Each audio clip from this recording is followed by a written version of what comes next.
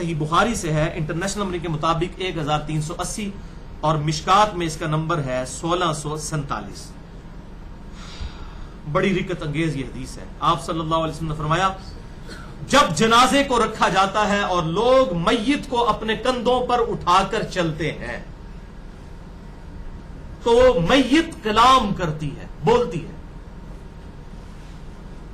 اگر نیک میت ہوتی ہے تو کہتی ہے مجھے جلدی جلدی آگے پہنچا دو، کیونکہ قبر تو جنت کا باغ اس کے لیے بننے والی ہے۔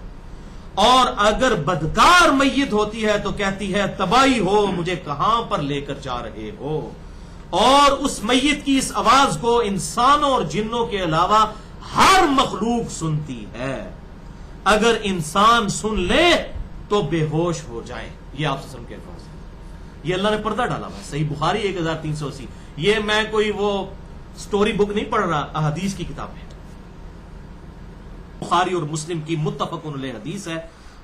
بخاری میں 1374، مسلم میں 7216 اور مشکات میں 126 نمبر ہے اس کا۔ لیکن جو بخاری کا ترک ہے میں وہ بیان کرنے لگا ہوں 1374 بخاری، اور اسی کے تحت میرا وہ لیکچر بھی ہے، مسئلہ نمبر 78، صراط مستقیم اور قبر کے 4 سوال، 3 نہیں 4 سوال۔ آپ صلی اللہ علیہ وسلم نے فرمایا جب مردے کو دفنا کر لوگ چلے جاتے ہیں تو وہ جانے والوں کی جوتیوں کی آواز بھی سنتا ہے، یعنی اللہ تعالیٰ اس کے ساتھ ایسا معاملہ کرتا ہے کہ وہ جانے والے کی جوتیوں کی آواز بھی سنتا ہے۔ ویسے اگر آپ کیمرہ لگائیں آپ کو نہیں نظر آئے گا، آپ کو ویسے ہی وہ نظر آئے گا جیسے اس کو لٹایا گیا، کیونکہ یہ پردے والی زندگی ہے، برزخ کی، جو میں نے پچھلی دفعہ ڈسکس کیا تھا۔ جوتیوں کی آواز کیوں سنتا ہے؟ اگر نیک ہوگا تو خوش ہوگا کہ میں نے ان پر رلائی نہیں کیا تھا، اور بدکار ہے تو وہ پریشان ہو جائے گا کہ میرا ان پر بھروسہ تھا، مجھے تو ڈال کر چلے گئے۔ پھر 2 فرشتے اس کے پاس آتے ہیں اور اسے بٹھا کر پوچھتے ہیں ما کنت تقول فی حق ھذا الرجل، اس مرد کے بارے میں تیرا دنیا میں کیا عقیدہ تھا؟ اس کی ڈیٹیل اگلی احادیث میں بھی آ جائیں گی کہ کس مرد کا پوچھ رہے ہیں آپ صلی اللہ علیہ وسلم کے بارے میں۔ وہ کہے گا میں گواہی دیتا ہوں کہ وہ اللہ کے بندے اور اس کے رسول صلی اللہ علیہ وسلم تھے۔ پھر اسے جہنم اور جنت دکھائے جاتے ہیں، اور اگر وہ مومن ہوتا ہے اور سوالوں کے جب جواب دے لیتا ہے تو اسے بتایا جاتا ہے یہ جنت تیرا ٹھکانہ ہے۔ دوزخ بھی ساتھ دکھائی جاتی ہے کہ اگر بچوں جی جواب نہ آتا تو یہاں تو نے جانا تھا، اب یہ جنت تیرا ٹھکانہ ہے۔ اور جب منافق کو قبر میں رکھا جاتا ہے تو وہ سوالوں کے جواب میں کہتا ہے لا ادری لا ادری، مجھے کوئی معلوم نہیں، مجھے کچھ معلوم نہیں، میں وہی کہتا تھا جو لوگ کہا کرتے تھے، یعنی سن سنا کے سننی۔ لوگ کہتے تھے این جی ہوتا ہے، میں بھی کہتا تھا این جی ہوتا ہے، اسی تو شروع تو این جا، پڑھ پڑھا کے سننی نہیں، سن سنا کے سننی۔ پھر فرشتے اس سے 4تھا سوال کرتے ہیں وہاں پر اور کہتے ہیں لا دریتا ولا تلیتا، تو نے خود کوشش کر کے حق حاصل کرنے کی کوشش کیوں نہیں کی، یا جو حق حاصل کیا ہوا تھا اس کے ساتھ چلنے کی کوشش کیوں نہیں کی؟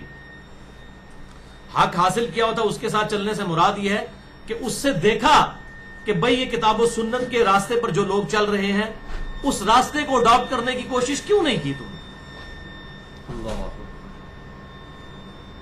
تو جب وہ سوالوں کے جواب نہیں دے پاتا تو فرشتے اس کے سر پر ایک ہتھوڑا مارتے ہیں اور وہ چیختا ہے اور چلاتا ہے۔ اس کی آواز کو جنوں اور انسانوں کے علاوہ ہر مخلوق سنتی ہے۔ جن اور انسان اس لیے نہیں سنتے کہ وہ مکلف ہیں شریعت کے، اللہ تعالیٰ نے ان پر پردہ رکھا ہوا ہے، ادروائز تو اگر پردہ اٹھ جائے پھر تو انہوں نے مان ہی لینا ہے۔ تو جنوں اور انسانوں کے علاوہ ہر مخلوق اس کی چیخ و پکار کی آواز کو سنتی ہے۔ اگر جنوں اور انسان سن لیتے، جن اور انسان، تو میں کہتا ہوں کہ دنیا میں ہی فیصلہ ہو جاتا۔ ہو سکتا ہے کسی بڑے بزرگ کو آپ دفنا کر آتے، دھڑال کی آواز پیچھے سے آتی جناب، اوہ اسی تو بڑا بڑا سمجھتے تھا انہوں، کسی جماعت کے امیر کو، کسی عالم کو، کسی پگڑی والے کو، کسی داڑھی والے کو، اور اس کو بیچارہ سادہ سا مسلمان، اس کو آپ دفنا کے آتے کہتے ہوں تک تو آواز کوئی نہیں آئی، تو وہ تو یار بڑا چنگا بندہ سی۔ تو یہ اللہ تعالیٰ نے دنیا میں پردہ رکھ دیا۔ ادروائز اگر جنوں انسان سن لیتے نا تو پتہ چل جاتا ہے، یہ جو ہم اپنے زندگی میں روتے ہیں کہ لوگوں کی داڑھیوں اور پگڑیوں سے آپ دھوکہ نہ کھائیں، یہ آپ کے ساتھ ظلم کر رہے ہیں، تو یہ بات پتہ چل جاتی جب ان کے ساتھ یہ معاملات ہوتے ہیں۔ اچھا، یہاں پر یہ بات آئی کہ مردے کو اللہ تعالیٰ سنوا دیتا ہے جانے والوں کی جوتوں کی آواز، تو جہاں جہاں احادیث میں مردے کا سننا ثابت ہے، اہل سنت کا اتفاقی عقیدہ ہے کہ وہ سننا جائز ہے، بالکل ثابت ہے۔ اس کے بارے میں عقیدہ رکھنا، سماع موتا کا ایسا عقیدہ رکھنا جو کتاب و سنت سے ثابت ہے، وہ جائز ہے۔ اور اس کا ذکر بھی سورہ فاطر کی آیت نمبر 22 میں موجود ہے، ان اللہ یسمع من یشاء، اللہ تعالیٰ بے شک جسے چاہتا ہے سنوا دیتا ہے، وما انت بمسمع من فی القبور، اور اے محبوب صلی اللہ علیہ وسلم جو قبروں میں پڑے ہوئے ہیں تم انہیں نہیں سنا سکتے۔ یہاں ویسے مثال کے طور پر اللہ تعالیٰ نے بیان کیا ہے کہ جن کے دل مردہ ہو چکے ہیں تم ان کو نہیں سنا سکتے، لیکن مثال جب دی جاتی ہے تو جس چیز سے مثال دی جاتی ہے اس کی اصل بھی وہی ہوتی ہے۔ مثلا اگر میں کہتا ہوں کہ یہ چیز دودھ کی طرح سفید ہے تو مثال تو میں دودھ کی دے رہا ہوں، تو دودھ بھی سفید ہے اور وہ چیز بھی سفید ہے۔ تو یہاں پر جو یہ مثال دی گئی کہ تم مردوں کو نہیں سنا سکتے، دل کے مردے بھی نہیں سن سکتے، دوسرے مردے بھی نہیں سن سکتے، اس لیے تو ان کی مثال دی گئی ہے۔ اسی طریقے سے بخاری اور مسلم میں آتا ہے کہ جو قلیب بدر والے تھے، بدر کے کنویں میں جن کافروں کی لاشیں ڈالی گئی تھی، آپ صلی اللہ علیہ وسلم نے ان سے خطاب کیا تو سیدنا عمر نے پوچھا یا رسول اللہ صلی اللہ علیہ وسلم یہ تو مردے ہیں، یہ نہیں سنتے، تو آپ نے فرمایا تم سے بہتر سنتے ہیں۔ اللہ تعالیٰ ان کو سنوا رہا ہے تاکہ ان کے عذاب کے اندر اضافہ ہو، ان کو حسرت کے اندر اضافہ ہو۔ تو جہاں جہاں پر مردوں کا سننا ثابت ہے وہاں وہاں ہم مانتے ہیں، اور جہاں پر ثابت نہیں ہے اس کے بارے میں ہم عقیدہ کلیم نہیں کرتے۔